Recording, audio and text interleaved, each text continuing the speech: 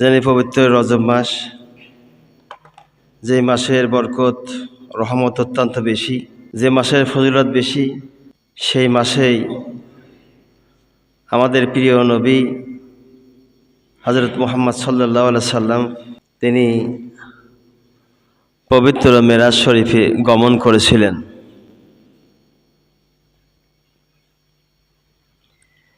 এই বরকতময় দিনগুলো, সময়গুলো আমাদের মাঝ থেকে এড়িয়ে যাবে। এই বরকতময় সময় আর কোনো দিন ফিরে পাবো না। এই প্রসঙ্গ নিয়ে গত জুমার দিনে আলোচনা করা হয়েছিল। পবিত্র রজব মাস উপলক্ষে কথা বলতে গিয়ে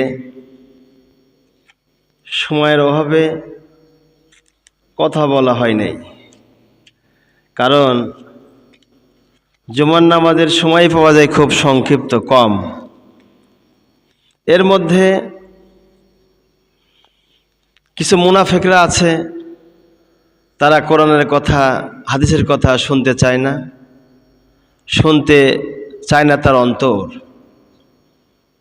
আর যারা ইমানদার দিনদার, তারাই মনে করে যেন আল্লাহর কথা, কোরআনের কথা, আমরা মুসলমান, আমাদের জন্যই তো জুমা, আর আমাদের কথার জন্য, আমাদের কল্যাণের জন্য এই কোরআন থেকে আলাপ আলোচনা, যা কল্যাণ বয়ে আনবে।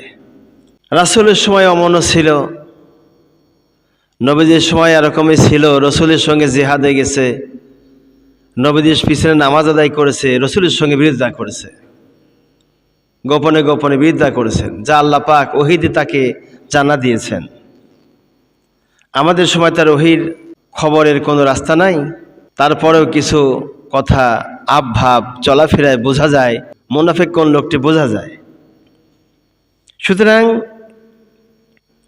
গত সপ্তাহে যে আলোচনা করেছিলাম সূরা মুহাম্মাদের ১ম নম্বর আয়াতে কারিমা, আমি বলেছিলাম যে বিসমিল্লাহির রহমানির রহিম, আল্লাযীনা কাফারু, যারা কুফরি করে, আল্লাহ তার রাসূলের সঙ্গে বিরোধিতা করে, ওয়াসাদ্দু আন সাবিলিল্লাহ, আর আল্লাহর পথে যারা বাধা প্রদান করে, আদাল্লা আমালাহুম, তাদের সমস্ত কর্ম, সমস্ত ভালো আমল বরবাদ হয়ে যাবে। এ কথা আলোচনা করেছিলাম। সেই জন্য ওয়াজ মাহফিল, তাফসির মাহফিল, বড় বড় ওরস মোবারকে কিছু কথা আলেম ওলামা বলে থাকেন, এগুলিকে যারা বাধা দেয়, বাধা প্রদান করে, তাদের জীবনের সব আমল বরবাদ হয়ে যাবে। এ কোরআন তা সাক্ষী দিচ্ছে সূরা মুহাম্মদ। আল্লাহ রাব্বুল আলামিন এরপরে জানিয়েছেন, ওয়াল্লাযীনা আমানু ওয়া আমিলুস সলিহাতি ওয়া আমানু বিমা নুজ্জিলা আলা মুহাম্মাদিন ওয়া হুয়াল হাক্কু মির রাব্বিহিম কাফফারা আনহুম সাইয়্যাতিহিম ওয়া আসলাহা বালাহুম। আল্লাহ পাক প্রথম আয়াতে 3টা কথা বলেছেন। 1 নম্বর কথা বলেছেন আল্লাযীনা কাফারু, যারা কুফরি করবে আল্লাহর সঙ্গে, রাসূলের সঙ্গে, দ্বীনের সঙ্গে, যারা কুফরি করবে। আর 2 নম্বরে বলা আছে ওয়াসাদ্দু আন সাবিলিল্লাহ, আল্লাহর রাস্তায় যারা জিহাদ করে তাদেরকে বাধা দেয়, ভালো কাজ করাটারে বাধা দেয় যারা, যেমন ওয়াজ নসিহত, জুমার আলোচনা, এগুলো ভালো কাজ। এই ভালো কাজ যারা বাধা দেয়, এই 2 শ্রেণীর মানুষের ব্যাপারে আল্লাহ পাক লাস্টের কথা বলছেন সূরা মুহাম্মাদের শেষ অংশে বলছেন, আদাল্লা আমালাহুম, ওদের আমল বরবাদ হয়ে যাবে। জীবনে 1000 বছর হজ করে, সারা দুনিয়া যদি দানও করে, তবু তার ওই দান আর হজের কোনো 1 পয়সা মূল্য নাই, সব বরবাদ হয়ে যাবে। কেননা কোরআন মানা ফরজ, কোরআনের কথা মানা ফরজ, কোরআনে যা বলা হয় সম্পূর্ণ ফরজ, আর এই ফরজের কখনোই মিথ্যা যেতে পারে না।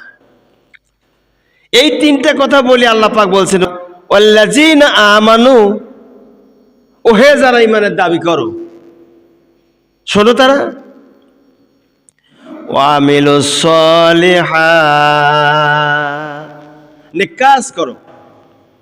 দ্বিতীয় আয়াত সূরা মুহাম্মাদের দ্বিতীয় আয়াতে প্রথম কথা বলছেন আল্লাহ পাক যে ওয়াল্লাযিনা আমানু, ওহে যারা ঈমানের দাবি করো যে আমি ঈমানদার, পরহেজগার, আমি দান করি, সদকা করি, খয়রাত করি, আমি মসজিদের সভাপতি, সেক্রেটারি, ক্যাশিয়ার, আমি মসজিদের ইমাম, মসজিদের মুসল্লি, আমি মসজিদে 5 ওয়াক্ত লটকানো জিকির করি, কোরআন পড়ি, এদেরকে আল্লাহ ডেকে বলছেন যদি তোমরা এগুলো করে থাকো তাহলে শোনো, ওয়াল্লাযিনা আমানু, ঈমানে যখন দাবি করো তখন শোনো, ওয়া আমিলুস সলিহাত, ভালো কাজ করো, নেক কাজ করো, বদ কাজ করিও না। জমির ছেলা, খাদ্য ভেজাল দেওয়া, মাল পাচার করা, অন্যায় অবিচার, জুলুম নির্যাতন, সুদ ঘুষ দুর্নীতি অর্থনীতি পাপাচার যত গুনাহ আছে সব গুনাহ থেকে ফিরে থাকার জন্য আল্লাহ রাব্বুল আলামিন এ কোরআনে কারিমার আয়াত নাজিল করলেন। 3 নম্বর কথা আল্লাহ পাক জানা দিলেন,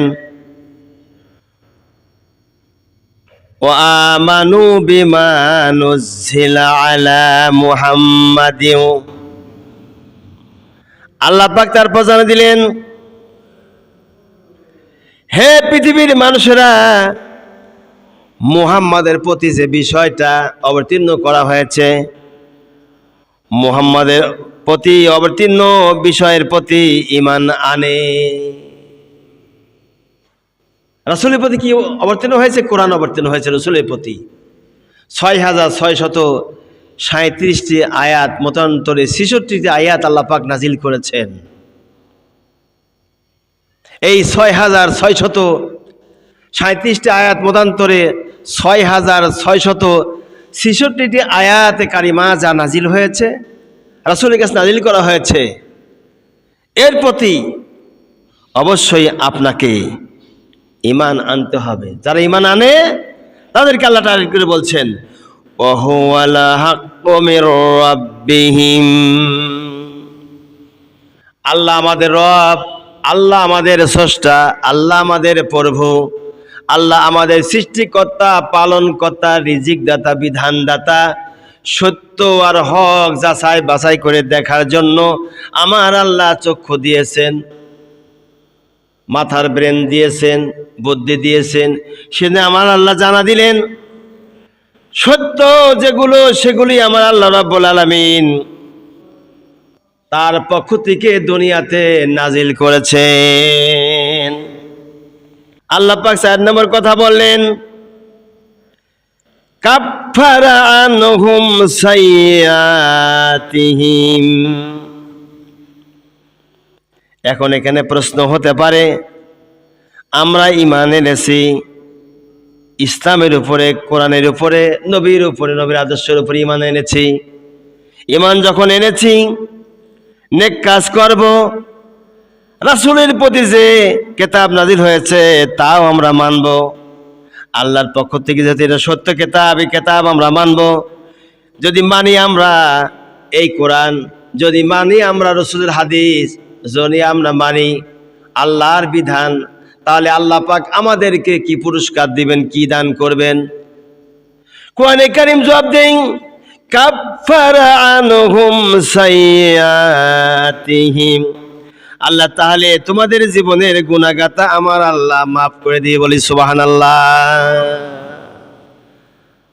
কোরআন বলছে কোরআন মানো, রাসূলকে মানো, সত্য ধর্ম মানো, নেক আমল করো, বদ আমল ছেড়ে দাও, তাহলে কি হবে? কাফারা আনহুম সাইয়্যাতিহিম, তোমাদের জীবনের গুনাহ আল্লাহ পাক মাফ করে দিবি। একটু জোরে বলা যাবে কি নাকি ভাই? সুবহানাল্লাহ। এরপরে আল্লাহ জানা দিলেন, যদি আমরা গুনাহ মাফ পেয়ে যাই, কোরআনকে যে প্রশ্ন করা হয়, কোরআন আমরা গুনাহ মাফ পেয়ে গেলাম, নেক আমল করার জন্য, বদ আমল বাদ দেওয়ার জন্য, রাসূলকে মানার জন্য, সত্য ধর্ম প্রতিষ্ঠিত করার জন্য, আল্লাহর দ্বীন কায়েমের জন্য আল্লাহ পাকের কোরআনটা, বিধানটা নিজের জীবনের সঙ্গী হিসাবে যখন আমি মেনে নিব, তখন আমাদের যখন আল্লাহ পাক ক্ষমা করে দিবেন, তাহলে এরপরে আমার আল্লাহ কি আর কোনো ভালো কাজ, ভালো কল্যাণময় কিছু দান করেছেন? কোরআনে কারীম বলে, হ্যাঁ, ইয়েস, যেহেতু তোমরা ভালো কাজ করেছো, নবীর উপর ঈমান এনেছো, পরকালকে বিশ্বাস করেছো, সেহেতু আমার আল্লাহ তোমাদের জন্য আরেকটা কল্যাণ রেখেছেন, আরেকটা নিদর্শন রেখেছেন। যে কল্যাণটা হলো এই, ও আসলাহা বালাহুম, বলি আল্লাহু আকবার। আল্লাহ পাক বলেন তাদের অবস্থা ভালো হয়ে যাবে, তাদের অবস্থা মন্দর দিক থেকে ফিরাইয়ে আমার আল্লাহ তাদের অবস্থা ইহকালও শান্তি, পরকালও ভালো রাস্তা আল্লাহ পাক বাতায় দিই, বলি সুবহানাল্লাহ। নবীজি দুনিয়া আসলেন, আসার সময় অনেক নিদর্শন দেখা যায়। যে নিদর্শনের কথা বর্ণনা করতে গেলে আসলে তো সময় পাওয়া যাবে না, কারণ রাহমাতুল লিল আলামিন তিনি তো যেন তেন নবী নয়, তিনি যেন তেন নবী নয়, তিনি হলেন আখিরি জামানের পয়গম্বর, যার আদর্শ, আখলাক, স্বভাব, চরিত্র দেখে কাফেরেরা ওরা ঈমান এনে মুসলমান হয়ে গেছে। তাহলে তার চরিত্রটা কেমন ছিল, আদর্শ কেমন ছিল? আর আমরা মুসলমান দাবি করি আমাদের আদর্শ কেমন রয়েছে, আমাদের চরিত্র কেমন রয়েছে? যে মাস চলছে, এই মাসে রাসূল বেশি বেশি করে ইস্তেগফার পড়তেন, বেশি বেশি করে নফল নামাজ পড়তেন, দান করতেন, সদকা করতেন, মানুষকে ভালো আদেশ করতেন, ভালো কাজের জন্য আদেশ করতেন মানুষদেরকে, অন্যায় কাজ থেকে ফিরে থাকার জন্য রাসূল বারবার নির্দেশ দিতেন। রাসূল তাদেরকে বলেন তোমরা দোয়া করো, রমজান পর্যন্ত যেন তোমার হায়াত আল্লাহ পাক বাড়িয়ে দেন, এই দোয়া করে আল্লাহর কাছে। গত সপ্তাহে আলোচনা করতেছিলাম হযরতে হালিমাতুস সাদিয়া রাদিয়াল্লাহু তাআলা আনহা নবীজিকে মা আমিনার তাবর ভিতর থেকে যখন কোলে নিবে যাবেন, এমন সময় হযরতে হালিমাতুস সাদিয়ার স্বামী বলতেছেন, স্ত্রী তুমি যখন বলতেছো, তার মানে হযরতে হালিমা বলেছিলেন আল্লাহর কসম করে বলছে আমি এই সন্তানকে নিয়ে যাব, খালি হাতে যাব না। এই সন্তানের দিকে চায় দেখতেছি নূর চমকাইতেছে, নূরটা যেন মনে হচ্ছে আল্লাহর নবুয়তি নূর, বলি না সুবহানাল্লাহ। হালিমাতুস সাদিয়া যখন কোলে তুলে নিলেন, নেওয়ার পরে তার স্বামীর কাছে নিয়ে গেল, আর তার স্বামী বললেন অবশ্যই তুমি নিয়েছো, আমার আল্লাহ এর মধ্যে হয়তো কল্যাণ রেখে দিয়েছেন, যার কারণে টাকা দিক আর না দিকে সন্তানকে নিয়ে চলো। এই কথা আল্লাহ পাক কোরআনে কারিমায় কোট করলেন, আনা ইনদা জন্না আবদি, আমার বান্দারা নিজের ভিতরে যে কল্পনা জল্পনা করে, ওই বান্দার সাথে ওই কল্পনা জল্পনা কল্যাণময় কথাগুলো আমি আল্লাহ সায় দিয়ে বান্দার কথাটা আমি আল্লাহ সুপ্রতিষ্ঠিত করে দিই, বলি সুবহানাল্লাহ। তাই তো করলেন আল্লাহ পাক। যখন বললেন রাসূলের পালক পিতা মা হালিমাতুস সাদিয়ার স্বামী, তিনি যখন বললেন যে এই ছেলেকে নিয়ে কল্যাণ হতে পারে, আসলে তার বাড়িতে কল্যাণ হলো। কল্যাণের কথা বর্ণনা করেছে, যে সে কথা বর্ণনা করব না। যখন হযরতে আমিনা যখন তার সন্তানকে গর্ভে ধারণ করলেন, করার পরে যখন তিনি রাস্তাঘাটে চলাফেরা করেন, তখন তো আর বুরকার বিধান জারি হয় নাই, কারণ ঈসা নবীর যুগ ছিল তখন পর্যন্ত। যে পর্যন্ত আল্লাহ নবী জন্ম না নিয়েছেন এ পর্যন্ত হযরত ঈসা রুহুল্লাহ আলাইহিস সালাতু ওয়াস সালামের যুগ ছিল। আইএমএ জাহেলিয়াতের লোকেরা ওই সময় তারা চলাফেরা করেছে, সেই জন্য হয়তো ঈসা আলাইহিস সালাতু ওয়াস সালামের যুগের লোকেরা নবীদের ব্যাপারে, ইসলামের ব্যাপারে ইনজিল কিতাবের মধ্যে বিস্তারিত জেনেছিল, যার কারণে হযরতে আমিনা স্বপ্নের মধ্যে দেখতেছেন মদিনা মুনওয়ারায় খানায় কাবার থেকে একটা নূর, যেন এমন একটি নূর যেই নূরটি পারস্যের সম্রাটের রাজদরবারে পৌঁছায় গিয়েছে। নূরের আলোয় আলোকিত হয়েছে পারস্যের রাজদরবার, আর মূর্তিগুলো যেন ভেঙে তছনছ হয়ে গেছে। পরবর্তীতে দেখা গেল সত্যকার সত্যই প্রমাণ হয়ে গেল। আল্লাহ নবী দুনিয়াতে যখন আগমন করলেন, আগমন করার পরে পারস্যবাসীর যে রাষ্ট্রপতি ছিল, রাসূলের হাতে হাত দিয়ে কালেমা পড়ে মুসলমান হয়েছে, বলি সুবহানাল্লাহ। শুধু তাই নয়, মূর্তি যেগুলো ছিল কাবা ঘরের ভিতরে 360টি মূর্তি ছিল, এক একটা মূর্তিগুলো ভেঙে যায়। পারস্যের রাজদরবার পর্যন্ত যত মূর্তিগুলো দেখা যায়, প্রত্যেকটা মূর্তিগুলো অটোমেটিকলি একা একাই জমিনে পড়ে ভেঙে যায়। আল্লাহ নবীর নবুয়তি সম্মানের খাতিরে আমার আল্লাহ দুনিয়ার উপরে এটা একটা নিদর্শন দিয়েছে বলি সুবহানাল্লাহ। পারস্যের রাজদরবার রাজকীয় পোশাক খুললো। রাসূল যখন নবুয়ত পেলেন, ঈমান এনে তারা ইসলাম কবুল করে মুসলমান হয়ে গেল। মা আমিনা রাস্তা দিয়ে হাঁটে, রাস্তার বাঘ ভাল্লুক ওরা যেন হয়তো আমিনার দিকে চায়, অপেক্ষা করে, কি যেন বলতে চায়, সামনে আগায়, আবার পিছু যায়, আবার সামনে আগায়, কি যেন বলতে চায়, কি যেন বলতে চায়। আকাশ থেকে কিছু একদল পাখিরা বলতেছেন, আমিনা মায়ের কোলে চাঁদ হাসে রে, আমিনা মায়ের কোলে চাঁদ দোলে রে, দিনের নবী মুহাম্মদ রে, বলি মারহাবা।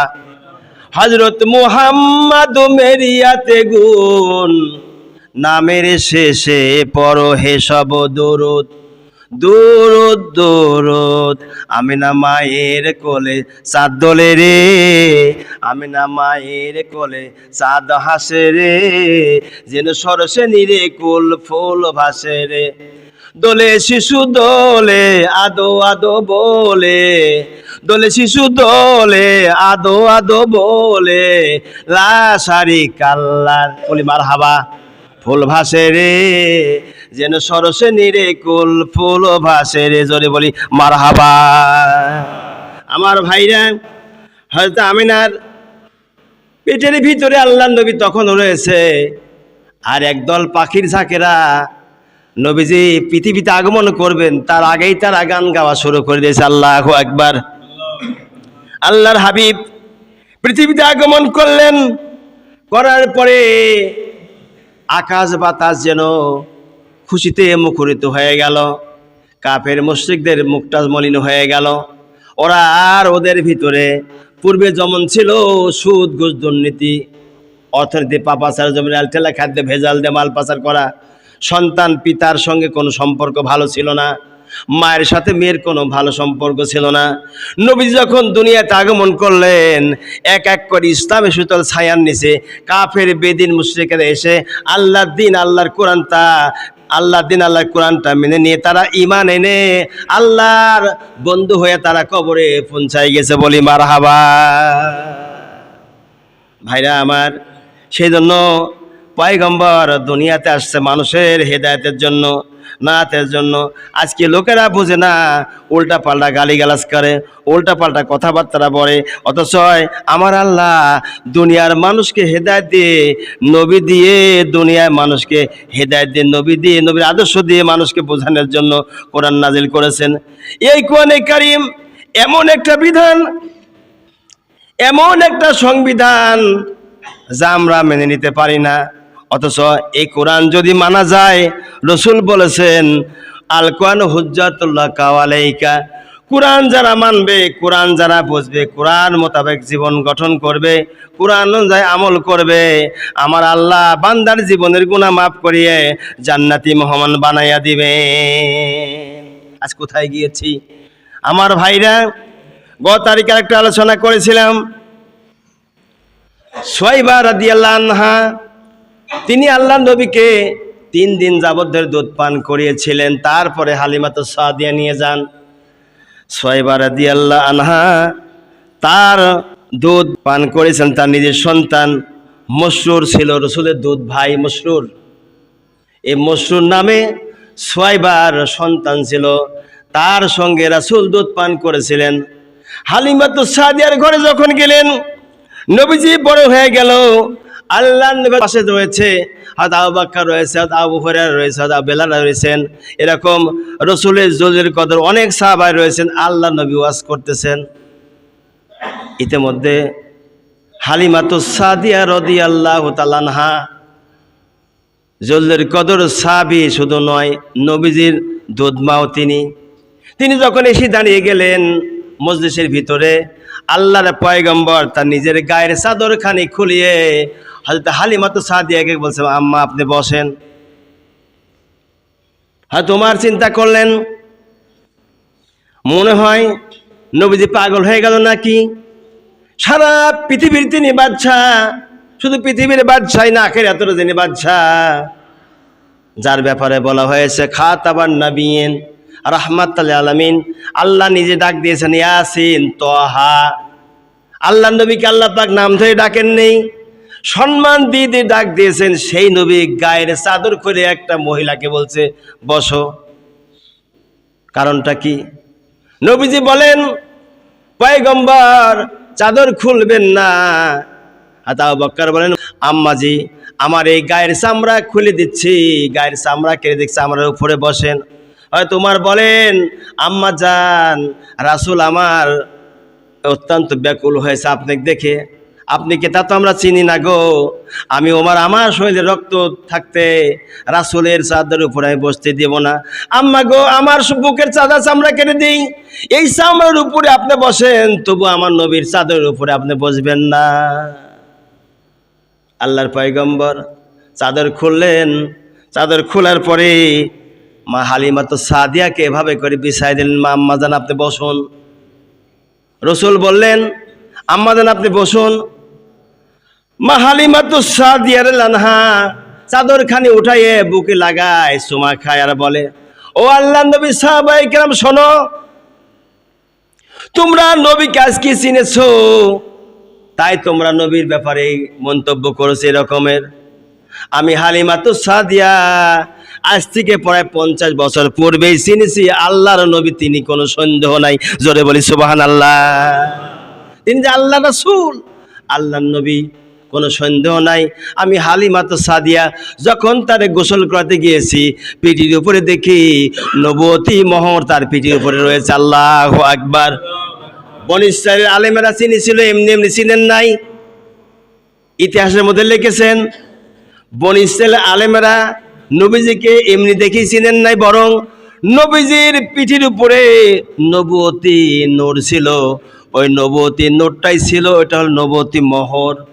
এই নবুয়তি মোহর দেখিয়ে বনী ইসরাইলের আলেমেরা রসুলকে দেখেই চিনেছিল ইনি হল আখির জামানার পয়গম্বর, ইনি সর্বশেষ নবী, যার পরে দুনিয়া তার কোন নবীর আবির্ভাব হয় না, বলি মারহাবা।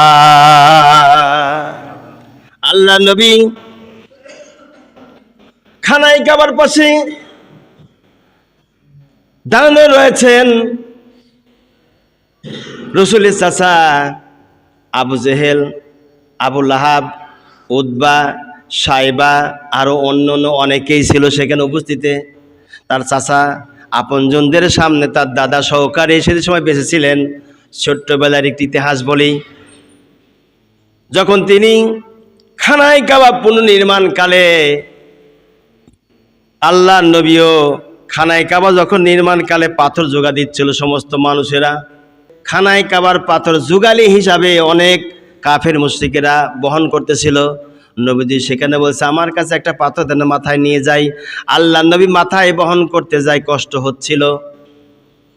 আবু জেহেল বলেন বচ্চ মুহাম্মদ সাল্লাল্লাহু আলাইহি সাল্লাম, পাথর তুমি নিতে এভাবে পারবে না, তুমি ছোট্ট মানুষ, পরনে তোমার কাপড় রয়েছে, কাপড়টা খোলো, পাথরটা কাপড়ের উপরে নাও, নিয়ে তুমি খানায় কাবার পাথর বহন করো।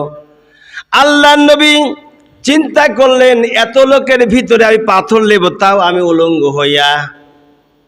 এই চিন্তা করেছেন, কাপড়টা খোলেন নাই। চিন্তা করার পরে রসুল অজ্ঞান হয়ে জমিনে পড়ে গেছে। আল্লাহু আকবার। সেই নবী ছিলেন তিনি। নবীদের আদর্শ আখলাক স্বভাব চরিত্র দেখে তারা বুঝতে পারলে ইনি একজন নবী হবেন। খানায় কাবা নির্মাণ হয়ে গেল, খানায় কাবা পূর্ণ সংস্কার হয়ে গেল, অথচ আমরা নবীর উম্মাত হইয়া নবীর আদর্শ আমরা ভুলে গিয়েছি, আখলাক স্বভাব চরিত্র ভুলে গিয়েছি। অথচ এই মাসে এমন একটা মাস, যেই মাসে যদি আমল করা যায়, এই আমল করলে আল্লাহ রসুল বলেছেন মানুষের মৃত্যু কখন আসবে কেউ বলতে পারে না। বলতে পারবো? কেউ বলতে পারবে না। সেই জন্য যখন রজব মাস আসবে, আসার সাথে সাথে তোমরা তওবা বেশি বেশি করে পড়বা, ইস্তেগফার পড়বা, গুনার দিকে যাও না, গুনাহ অন্যায় অবিচারের পথে তোমরা পা বাড়ায়ও না, কল্পনা করবা না। কেননা তোমাদের মৃত্যু সন্নিকটে যখন তখন তোমার মালিকুল মউত কাছে আসতে পারে। অতএব তওবা পড়িয়ে সব সময় তুমি কমপ্লিট হয়ে থাকিও। আর আল্লাহর কাছে বল, আল্লাহ আমার মৃত্যুটা যেন রমজানে হয়, রমজান মাস পর্যন্ত তুমি আল্লাহ আমার হায়াতটা বাড়াইয়া দাও। সবাই বলি আমিন। আল্লাহ যেন আমাদের কবুল করে, বলি আমিন। নবী বলেন, গুনাহ থেকে ফেরো, তওবা পড়ো, বেশি বেশি করে ইস্তেগফার করো।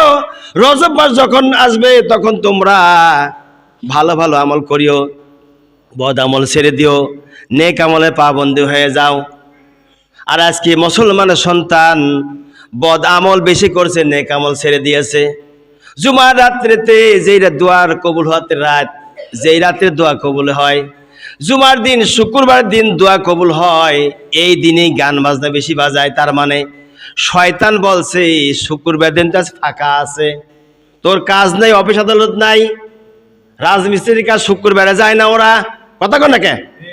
জুমার দিন ওরা যায় না, সুতির মিস্ত্রি জুমার দিনে কাজ করে না, অফিস আদালত শুক্র শনি 2 দিন বন্ধ। সাপ্তাহিক সবচেয়ে শ্রেষ্ঠ দিন হলো জুমার দিন। আর এই জুমার দিনে দোয়া কবুল হয় আল্লাহর দরবারে। এই দিনে কিয়ামত হবে। এই দিনে আদম হাওয়ার সঙ্গে দিদার হয়েছিল খানায় কাবার পাশে, মক্কা মদিনা দিদার হয়েছিল আরাফাতের ময়দানে। যেই দিন কিয়ামত সংঘটিত হবে, এই দিনকে আমার দেশের যুবকেরা গান বাজনালে বেশি থাকে। কি গান বাজনা রং তামাশারে বেশি থাকি। অথচ আল্লাহ নবী নিষেধ করলেন তোমরা গান বাজনা রং তামাশা করিও না। এই দিনটা হলো মুসলমানদের উত্তম দিন। যত পারো কোরআন তেলাওয়াত করো, কোরআন তেলাওয়াত করে, তেলাওয়াতে কালাম, তেলাওয়াতে কালাম, কালাম তেলাওয়াত করো, কোরআন তেলাওয়াত করো, এদের অপরজনকে শোনাও। আজকে মুসলমানের সন্তান ঘুম ভাঙে না, রাত 10টা 12টা 1টা পর্যন্ত এদিকে জায়গা থাকে, টিভি দেখে, বিভিন্ন রকম বায়োস্কোপ দেখে, খেলাধুলা করে, হৈ হল্লা করে। মসজিদে নামাজ হয়, এশারের নামাজ, মাগরিবের নামাজ হয়, তারপরে চিল্লা পাল্লা বন্ধ হয় না, দোকানের আওয়াজ এখান থেকে শোনা যায়, কথা কন না কে? অথচ আমার রাসূল বলেছেন, খবরদার নামাজের সময় তোমার ধীর স্থির নামাজ, নামাজ হলো আল্লাহর ধ্যানী নামাজ। যে নামাজ পড়বে ওটা ধ্যান, মনস্কতা আল্লাহর দিকে করবা। যখন তুমি নামাজে দাঁড়াইবা, চিন্তা করবা আমার ডাইন সাইডে জান্নাত, বামে জাহান্নাম, পায়ের নিচে জাহান্নাম, পুলসিরাতের উপরে আমি দাঁড়িয়ে আছি। আমার ডাইনে জান্নাত, বামে জাহান্নাম, আমি পুলসিরাতে দাঁড়িয়ে রয়েছি। মালিকুল মউত পিছনে কখন যেন খপ করে ধরবে আর নিয়ে যাবে আত্মাটা। আমার সামনে খানায় কাবা, আমার আল্লাহকে আমি দেখতে পাচ্ছি, আল্লাহ আমারে দেখতেছেন। নামাজের ভিতরে এই মানসিকতা নিয়ে নামাজ আদায় করতে হবে। আর আমার নামাজে দাঁড়ায় এদিকে চাই ওদিকে চাই, ঘড়িতে কয়টা বাজে তাও দেখি, কথা কন না কে? ঘড়ি কয়টা বাজে, আর আসো কি দেখি পাশে কিরা নামাজ পড়ে, কিরা খেকর দেয় গলায়। হাইরে নামাজি আমরা, নামাজের মোহাব্বত নাই, নামাজের ভালোবাসা নাই। 1 সপ্তাহ পরে আপনি নামাজে আসেন, একবারে কি ভেবে দেখেছেন 7 দিন পরে যদি আপনি একদিন খান, অবস্থাটা কি দাঁড়াবে? নামাজটা তো আল্লাহর বিধান, হুকুম, 5 ওয়াক্ত নামাজ পড়া ফরজ। 7 দিন পরে একদিন এটা ফরজ নয়। 7 দিন পরে একদিন মানুষ যদি অন্যায় করা বিচার করে, বিভিন্ন গুনায় লিপ্ত হয়, ওই গুনাহ থেকে ফিরিয়ে আনার জন্য খতিবেরা বয়ান করবে। বয়ান অনুযায়ী আস্তে আস্তে তুমি ফাদখুলি ফি ইবাদি ওয়াদখুলি জান্নাতি, জান্নাতি মানুষ হবার জন্য জুমার নামাজে বয়ান করে, বয়ানগুলো তুমি কান দিয়ে শোনো। এই জন্য জুমার নামাজ, এই জন্যই খুতবা। আরে 7 দিন ধরে তুমি অন্যায় অবিচার 100 মাইল বেগেতে চালায়, এক ওয়াক্ত যদিও আসো, তার আবার 4 রাকাত চুরি করো, কথা কন না কে? 4 রাকাত বাজা জুমা, 2 রাকাত জুমার ফরজ, 4 রাকাত জুমা চুরি করে। 4 রাকাত কেবলা জুমা পড়ে কি পড়ে তাও জানি না, 2 রাকাত জুমার ফরজ পড়ে, আর 4 রাকাত বাদাল জুমা চুরি করে। নামাজ চোর, বড় চোর, নামাজের চোরের মতো আর চোর দুনিয়াতে নাই। ও নামাজ চোরেরা সাবধান হয়ে যাও। আগামী দিনে তোমাদেরকে শত্রু ভাবি না, বন্ধু ভাবে বলছি, মিত্র ভেবে বলছি, কলিজার টুকরা সন্তান ভেবে বলছি। সময় আছে, সাবধান হও, সতর্ক হও, তওবা পড়ো, তওবা পড়ো। আল্লাহ বলেন, লা তাকুনা তুমির রাহমাতিল্লাহ, বান্দা গুনাহ করেছো ফিরে আসো, আমি আল্লাহ গুনাহ মাপের জন্য দরজা খুলে রেখে দিয়েছি। পাহাড় পরিমাণ গুনাহ করেছো, বেশ ভালো ফিরে আসো। দুনিয়া পরিমাণ গুনাহ করেছো, বেশ ভালো ফিরে আসো। আমি আল্লাহ তোমার গুনাহ মাফ করার জন্য আমার রহমতের দরজা খুলে রেখে দিয়েছি। আল্লাহু আকবার। অতএব বান্দা তুই ফিরে আসো। গুনাহ করেছো তাতে তো হতাশ হয়েও না, অন্যায় করেছো তাতে তো হতাশ হয়েও না। আমি আল্লাহ তোমার গুনাহ মাফ করার জন্য অপেক্ষা করতেছি। আল্লাহু আকবার। ও ভাই, বাবা মা অন্যায় অবিচার করলে পরে বাপ মা বাড়ি থেকে বের করে দেয়। মা, বিশেষ করে অনেক সময় মা দেখা যায় ঘরের দরজায় দাঁড়া থাকে, সন্তান যদি রাত 12টা 1টা বেজে যায়, সন্তান বাড়ি না আসে, মা ঘুমায় না, মার চোখের কোনায় পানি এসে যায়, বেটার চিন্তায় ঘুমায় না, একবার বিছানায় পিঠ দেয়, আবার বিছানা থেকে উঠে আসে, দেখে বেটা এসে ডাকে কিনা, বাবা তার আছে, বাবা মারতে পারে। এই জন্য মা গোপনে গোপনে সন্তানকে বারবার করে তালাশ করে। আল্লাহ বলেন তোমার মা কি পরিমাণ তোমার জন্য তালাশ করে দেখে, আমি আল্লাহ সারা রাত জেগে থাকি, আমি আল্লাহ ঘুমাই না, 24 ঘন্টায় জেগে থাকি। শুধু 24 ঘন্টায় নাই, এও কালো জেগে থাকবো, পরকালে জেগে থাকবো। আমি আল্লাহ হলাম অমর। আল্লাহু আকবার। আমি আল্লাহ তোমার গুনাহ মাফ করার জন্য অপেক্ষা করতেছি। বান্দা যত গুনাহ করেছে, গুনাহ থেকে তওবা করো, তওবা করে ফিরে আসো, আমি আল্লাহ তোমাকে মাফ করিয়ে জান্নাতুল ফেরদাউসের মেহমান বানায়া দিব। আল্লাহ যেন কবুল করে বলি আমিন। আজকে খুব অসুস্থ, তারপরেও কথা বললাম।